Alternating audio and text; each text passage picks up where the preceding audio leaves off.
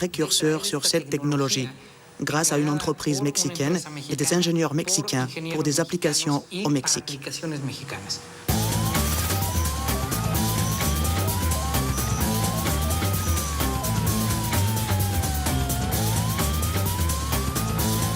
Il m'est arrivé une aventure assez incroyable quand même. On est venu, une quinzaine de personnes ou 12 personnes chez moi, un dimanche soir, pour m'enlever.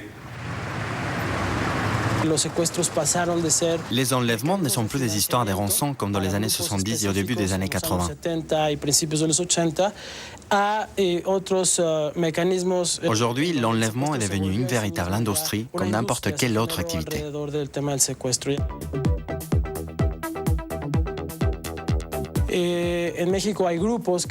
Au Mexique, il y a des gens, certains groupes de personnes, qui se sentent menacés plus que d'autres par l'insécurité, et essentiellement par les enlèvements. Ce qui a pour effet d'accroître les besoins de sécurité et donc la création d'un marché de la sécurité développé par des compagnies privées.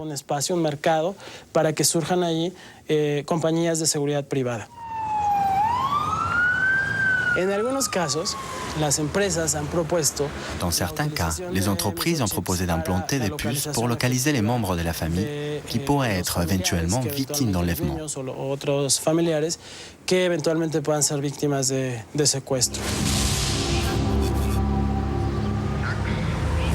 Ils m'ont d'abord emmené dans la bagnole et puis après ils ont commencé à me palper.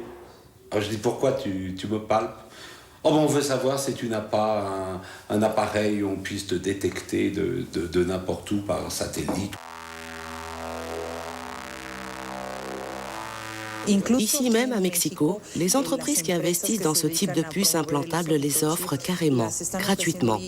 Et nous savons que les gens qui ont peur d'être victimes d'enlèvement, ceux que nous appelons les séquestrables, utilisent déjà la puce implantable.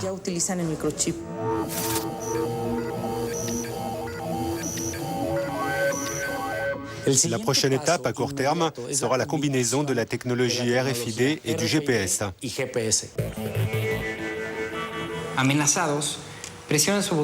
Si vous êtes menacé, vous appuyez sur le bouton d'urgence de cet appareil de localisation qui n'est autre qu'un objet du quotidien.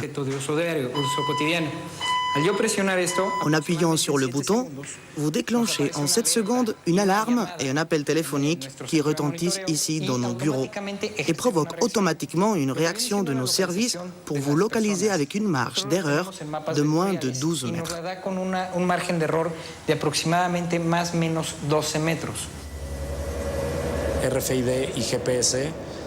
Le RFID et le GPS sont deux technologies qui ont déjà commencé à converger. À moyen terme, il y aura beaucoup plus de produits qui combineront ces deux technologies. Dans les années à venir, le développement du GPS et du RFID amènera de nouvelles applications qui répondront à de nouveaux besoins.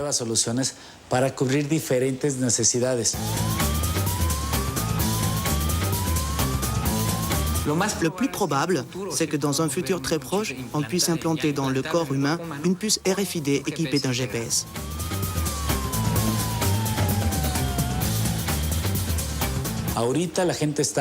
Pour l'instant, les gens utilisent cette technologie pour des raisons sécuritaires et de tranquillité. Mais je ne peux pas affirmer que ça ne changera pas, pourvu que nous ne connaissions jamais plus une situation comme celle de la Seconde Guerre mondiale, lorsque la technologie a été utilisée contre l'humanité.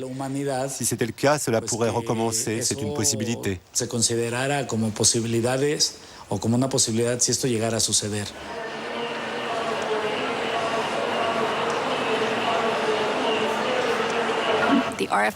Quand les spécialistes de la RFID, de la vente ou ceux qui travaillent dans le domaine de la surveillance parlent du futur, ils parlent d'un monde dans lequel à chaque fois que vous franchirez une porte, que vous vous promènerez dans un parc ou que vous vous baladerez dans la rue, un ordinateur quelque part vous regardera. Il enregistrera chacun de vos mouvements et conservera des informations sur tout ce que vous portez et utilisez, jusqu'au point de connaître la taille et la couleur de vos sous-vêtements. Cette vision du futur que les partisans de la RFID nous imaginent me paraît effrayante. Dans ce futur, il n'y aura plus de confidentialité. Nos enfants grandiront sans même savoir ce qu'était l'intimité. Malheureusement, quand vous autorisez ce type de surveillance, alors ceux qui collectent l'information ont le pouvoir. En fin de compte, cela permet aux sociétés les plus influentes et aux gouvernements de pouvoir en abuser et de l'utiliser contre la population.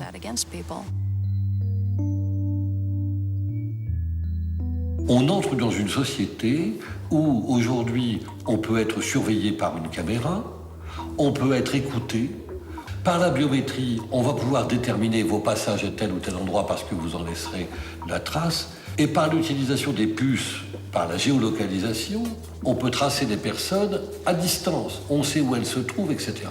Pris isolément, chacune de ces technologies est probablement maîtrisable. Mais personne ne sait dans quel type de civilisation nous nous retrouverons dans 10 ou 15 ans lorsque tous ces systèmes-là se seront mis en marche, se conjugueront, se combineront.